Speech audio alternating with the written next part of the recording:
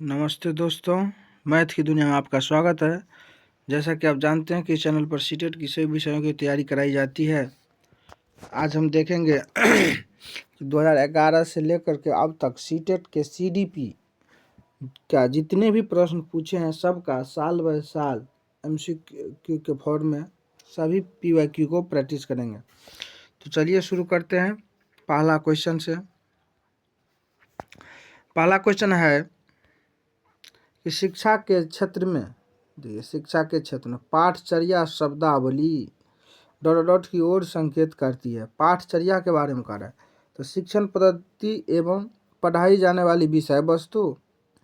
पाठचर्या सब शिक्षण पद्धति एवं पढ़ाई जाने वाली विषय वस्तु नहीं। आगे देखते हैं विद्यालय का संपूर्ण। देखिए पाठचर्या में विद्यालय का संपूर्ण कार्यक्रम जिसमें विद्यार्थी प्रतिदिन अनुभव प्राप्त करते हैं। पाठचर्या में विद्यार्थी प्रतिदिन अनुभव प्राप्त करते हैं, इसीलिए पाठ्यक्रम इस प्रकार संवर्धन किया जाना चाहिए जिससे कि बच्चे की चहुमुखी विकास के अवसर हो। इसीलिए इसका आंसर होगा दो। तो पहला क्वेश्चन का आंसर हो गया दो। दूसरा क्वेश्चन देखते हैं। कहते हैं निचली कक्षा कहने का मतलब हुआ प्राथमिक कक्षा में शिक्षण की खेल पद्धति मूल रूप से आधारित है। शिक्षण की खेल पद्धति किस पर आधारित है?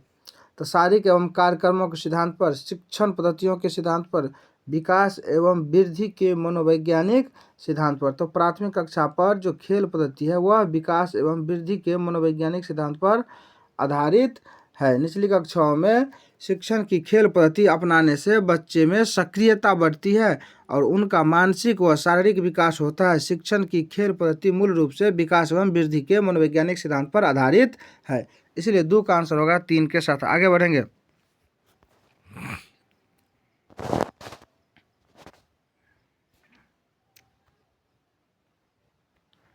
आइए तीसरा नंबर क्वेश्चन देखते हैं। तीसरा क्वेश्चन कह रहा है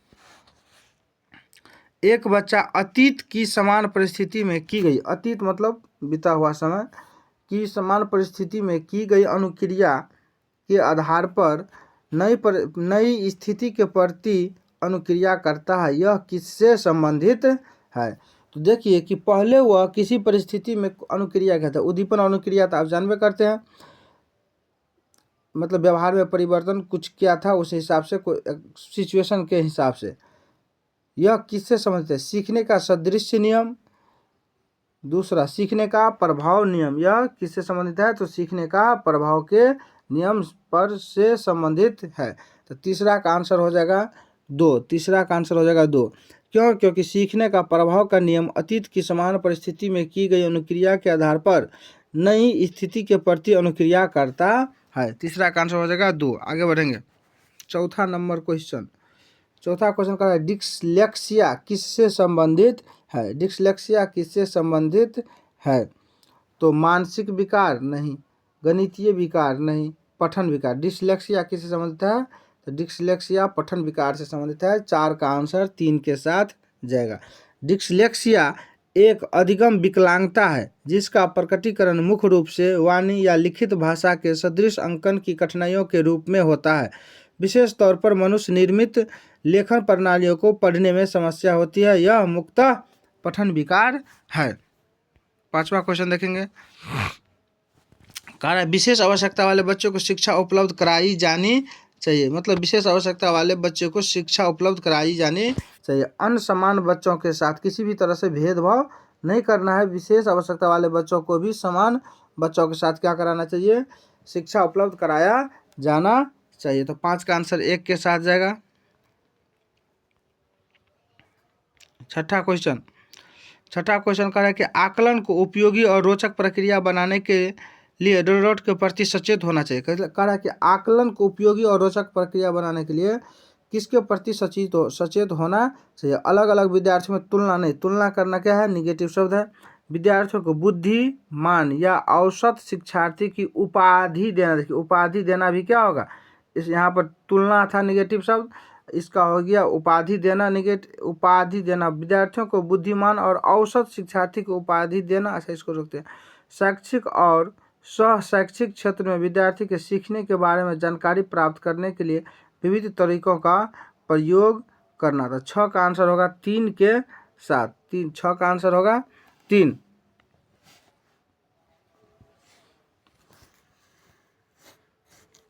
अगला 7 नंबर कह रहा है डर प्रतिभाशाली होने का संकेत नहीं है। डर प्रतिभाशाली होने का संकेत नहीं है। तो सृजनात्मक विकार तो प्रतिभाशाली होने का संकेत करता है। दूसरों के साथ झगड़ना, देखिए झगड़ना सब निगेटिव है। अभिव्यक्ति में नवीनता मतलब अपने भाव विचार को प्रकट करने में नए तरीके को अपनाना, ये भी पॉजिटिव है। और ये जिज्ञासा, ये भी आपका प्रतिभाशाली का संकेत है। तो क्या संकेत है? दूसरों के साथ झगड़ना। तो 7 का आंसर होगा 2। 7 का आंसर 2। आगे बढ़ेंगे। 8 नंबर क्वेश्चन कह रहा है कि बच्चे दुनिया के बारे में अपनी समझ का सृजन करते हैं। इसका श्रेय डॉटर को जाता था। तो ये जीन पियाजे ने कहा था कि बच्चे दुनिया के बारे में अपनी समझ का सृजन खुद करते हैं। 8 का आंसर 1। 9 नंबर क्वेश्चन कह रहा है कि कृतिका अक्सर घर में ज़्यादा बात नहीं करती। कृतिका एक बच्ची है जो 1 to 5 की बच्ची है, लेकिन विद्यालय में वो काफ़ी बात करती है। यह दर्शाता है कि विद्यालय हर समय बच्चों को खूब बात करने का अवसर देता है। देखिए खूब बात करने को, हर समय, ये दोनों सब निगेटिव है। शिक्षकों की यह मांग होती है कि बच्चे विद्यालय में खूब बात करें, नहीं, ये भी नहीं होगा। कृतिका को अपना घर बिल्कुल पसंद नहीं है। बिल्कुल पसंद नहीं रहता तो घर में रहता ही क्यों। उनके विचारों को विद्यालय में मान्यता मिलती है। सही बात है कि यदि आपको कहीं पे आपकी विचार आप प्रकट कर रहे हैं, उसकी मान्यता मिल रहा है, हम में हम मिला रहा है, तो आप वहाँ पर ज़्यादा बोलते हैं। इसीलिए 9 का आंसर हो जाएगा 4।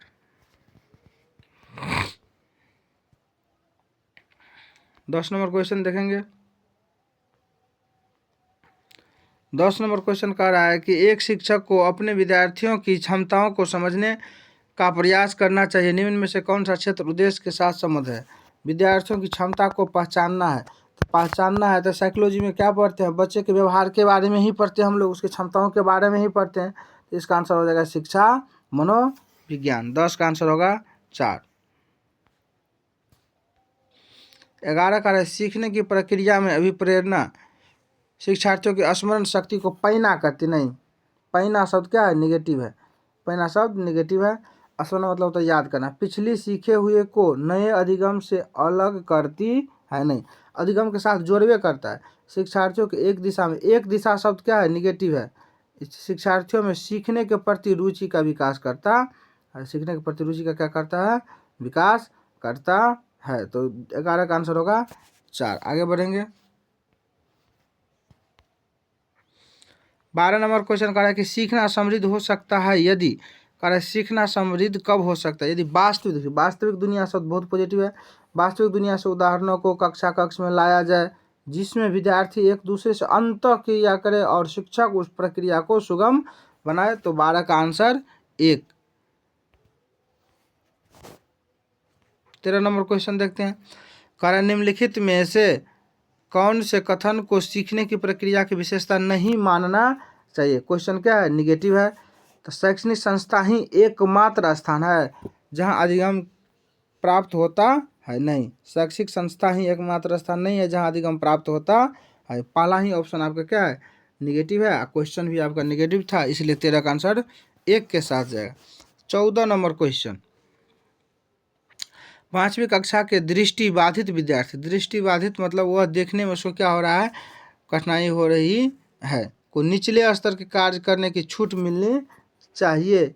अच्छा, कि माता पिता और मित्रों द्वारा उनके दैनिक कार्यों को करने में सहायता करनी चाहिए, के साथ कक्षा में समान रूप से व्यवहार किया जाना चाहिए और श्रव डीसी के माध्यम से सहायता। देखिए वो आँख से क्या है, मान लीजिए नहीं देख रहा है, तो उसे सुन करके, श्रव डीसी मतलब क्या है? सुनना, सुनने वाला कोई साधन के माध्यम से सहायता उपलब्ध कराई जानी चाहिए। इसका आंसर हो जाएगा 3। 14 का आंसर 3। 15 नंबर क्वेश्चन कह रहा है प्राथमिक स्तर पर एक शिक्षक में निम्न में से किससे सबसे महत्वपूर्ण विशेषता मानना चाहिए? तो पढ़ाने की उत्सुकता, हाँ पॉजिटिव है। धैर्य और दृढ़ता, शिक्षण पद्धति और विषयों के ज्ञान में दक्षता, अति बिल्कुल निगेटिव है। 4 नंबर, लेकिन अभी 3 में से आपको कोई एक चुनना है, तो आप इसको चुनेंगे धैर्य और दृढ़ता। क्यों कि छोटी कक्षाओं में बच्चे को पढ़ाने के लिए धैर्य बहुत आवश्यक है, क्योंकि बच्चे एक साथ एक बार में ही कोई चीज़ नहीं सीख पाता है। इसीलिए इसका आंसर होगा 2। 15 का आंसर नंबर 2। 16 नंबर क्वेश्चन कह रहा है वह अवस्था जब बच्चा तार्किक रूप से वस्तुओं व घटनाओं के विषय में चिंतन प्रारंभ कर देता है।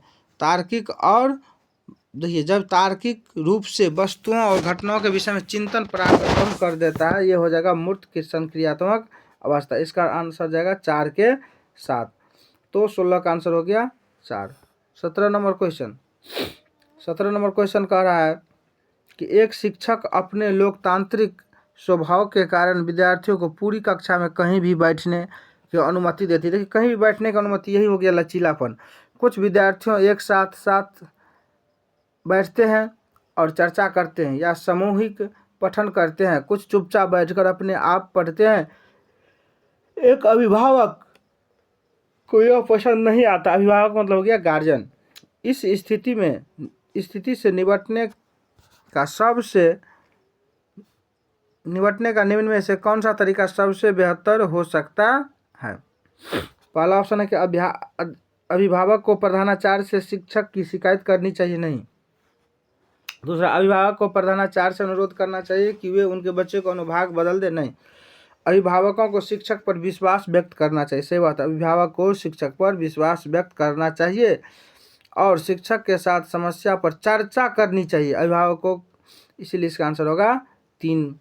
तो 17 का आंसर हो गया 3। 18 नंबर क्वेश्चन देखेंगे। 18 नंबर क्वेश्चन का सीखने के अंतःदृष्टि सिद्धांत किससे ने बढ़ावा दिया? तो सीखने का अंतःदृष्टि सिद्धांत जो है वह गेस्टाल्टवादी सिद्धांत है। इसका आंसर 1 आप याद रखेंगे।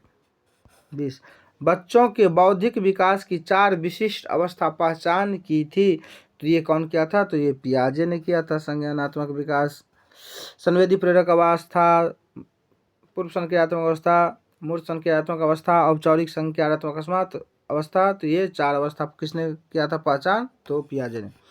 18 का आंसर 4। 19 का आंसर 4। 20 नंबर क्वेश्चन देखेंगे। 20 नंबर क्वेश्चन का निम्न में से किस अवस्था में बच्चे अपने समवयस्क समूह के सक्रिय सदस्य हो जाते हैं? समवयस्क का मतलब क्या हो गया कि समान एज का, और सक्रिय मतलब एक्टिव हो जाता था। ये किस अवस्था में? किशोरावस्था। किशोरावस्था के बारे में आप लोग पढ़ किए हैं। यह आंधी तूफान की आयु कहा जाता है। इसमें सबसे कम सामाजिक समायोजन होता है। 21 नंबर बच्चों की सीखने की प्रक्रिया में माता पिता को भूमिका निभानी चाहिए। तो बच्चों के सीखने की प्रक्रिया में माता पिता को अग्रोन्मुखी मतलब उसको आगे बढ़ने में क्या करना चाहिए? सहायता करना चाहिए। आंसर होगा 2 के साथ 21 का आंसर 2।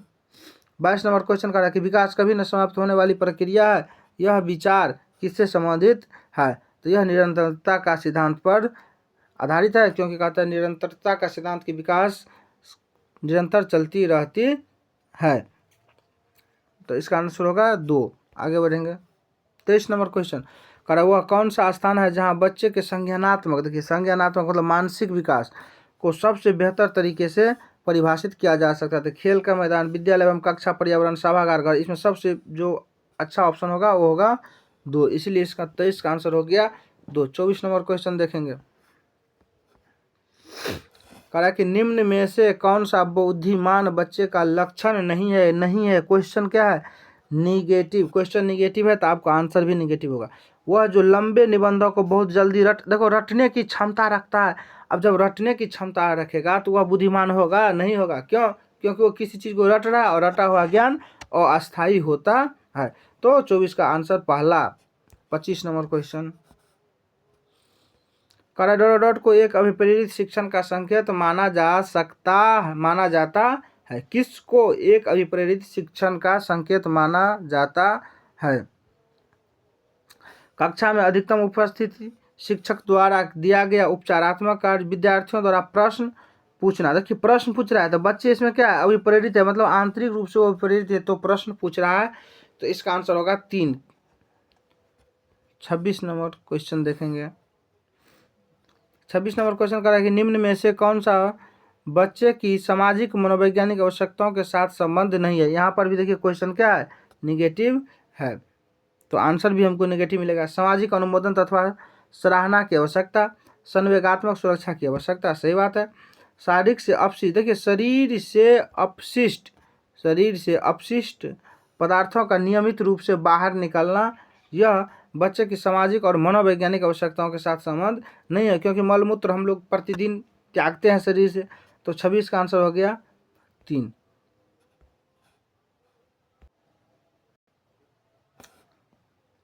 27 नंबर क्वेश्चन कर रहा है, 27 नंबर क्वेश्चन कर रहा है कि मन का मानचित्रण संबंधित है, मन का मानचित्रण संबंधित है। तो बोध समझ बढ़ाने की तकनीक से, साहसिक कार्यों की क्रिया योजना से, मन का चित्र बनाने से, मन की क्रियाशीलता पर अनुसंधान से। तो मन का मानचित्र संबंधित है, यह मन की क्रियाशीलता पर अनुसंधान से। चौथा ऑप्शन इसका सही होगा। 28 नंबर क्वेश्चन कह रहे विशेष रूप से प्राथमिक स्तर पर विद्यार्थियों की सीखने संबंधी समस्या को संबोधित करने का सबसे बेहतर तरीका क्या है।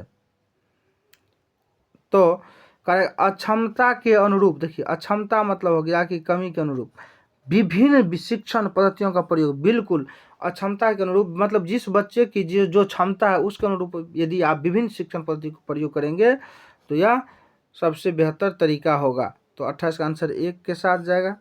29 नंबर पियाजे के अनुसार निम्न में से कौन सी अवस्था में बच्चा अमूर्त संकल्पनाओं के तार्किक रूप से चिंतन कर रहा है। देखिए अमूर्त संकल्पना की बात कर रही है तो अमूर्त में जाएगा औपचारिक 11 वर्ष से ऊपर, 11 वर्ष से ऊपर। तो 29 का आंसर नंबर होगा 2। यहाँ पर अमूर्त शब्द था, इस अमूर्त शब्द पर ध्यान दीजिएगा, इसीलिए अमूर्त था। अमूर्त रहेगा तो औपचारिक में जाएंगे और मूर्त रूप से तार्किक रहेगा तब मूर्त संक्रियात्मक में आएंगे। 30 नंबर क्वेश्चन कर रहे हैं निम्न में से कौन सा शिक्षार्थियों में सृजनात्मकता का पोषण करता है। यह लास्ट क्वेश्चन है। अच्छी शिक्षा के व्यवहारिक मूल्यों के लिए विद्यार्थियों का शिक्षण। प्रत्येक शिक्षार्थी के अंतर्जात प्रतिभाओं का पोषण करने पर प्रश्न करने के अवसर उपलब्ध कराना। अभी बताइए कि इसका आंसर क्या होगा। 2, 30 का आंसर 2। चलिए तो फिर मिलते हैं अगले वीडियो में हम लोग अगले वर्ष के CDP के क्वेश्चन, प्रीवियस ईयर क्वेश्चन के साथ। तब तक के लिए धन्यवाद।